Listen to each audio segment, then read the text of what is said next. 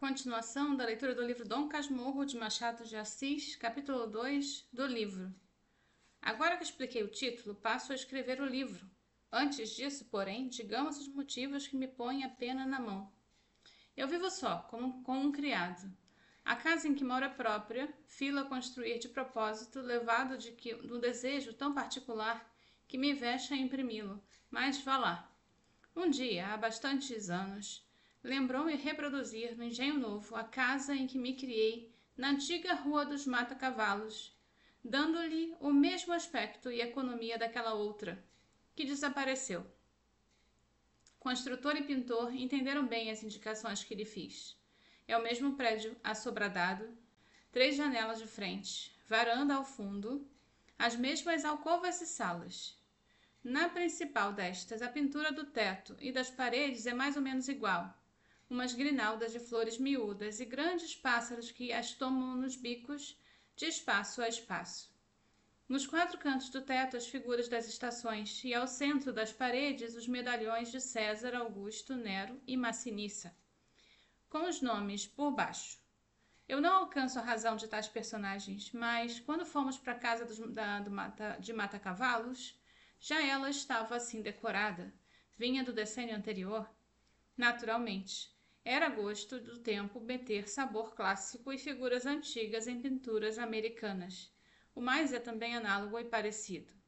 Eu tenho chacarinha, flores, legume, uma casuarina, um poço e lavadouro. Uso louça velha e mobília velha. Enfim, agora, como outrora, há aqui o mesmo contraste da vida interior, que é pacata, com a exterior, que é ruidosa. O meu fim, evidente, era atar as 2 pontas da vida e restaurar na velhice a adolescência.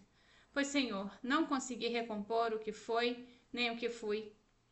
Em tudo, se o rosto é igual, a fisionomia é diferente. Se só me faltassem os outros, vá, um homem consola-se mais com menos das pessoas que perde. Mas falto eu mesmo. E esta lacuna é tudo.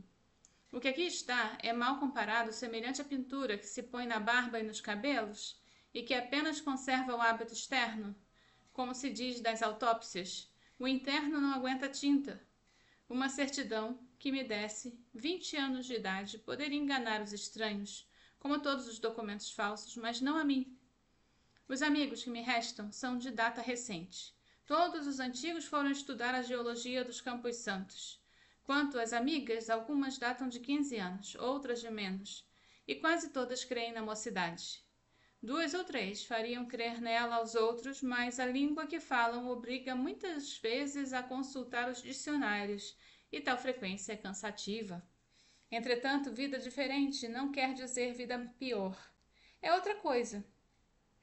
E a certos respeitos, aquela vida antiga parece-me despida de muitos encantos que lhe achei.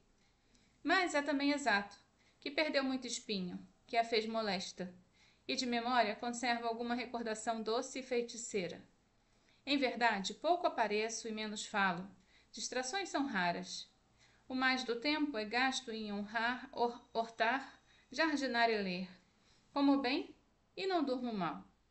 Ora, como tudo cansa, esta monotonia acabou por exaurir-me também. Eu quis variar e lembrou-me escrever um livro. Jurisprudência, filosofia e política acudiram-me, mas não me acudiram as forças necessárias. Então depois eu pensei em fazer uma história dos subúrbios, menos seca que as memórias do padre Luís Gonçalves dos Santos, relativas à cidade. Era obra modesta, mas exigia documentos e datas como preliminares, e tudo árido e longo.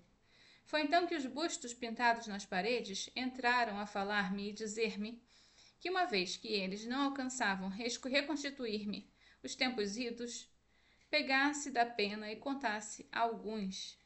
Talvez a narração me desse a ilusão e as sombras viessem perpassar ligeiras como ao poeta, não o do trem, mas o do Fausto. Aí vindes outra vez inquietas sombras. Fiquei tão alegre com esta ideia que ainda agora me treme a pena na mão. Sim, Nero, Augusto, Massinissa e tu, grande César, que me incitas a fazer os meus comentários. Agradeço-vos o conselho e vou deitar ao papel as reminiscências que me vieram vindo. Deste modo viverei o que vivi, e assentarei a mão para alguma obra de maior tomo.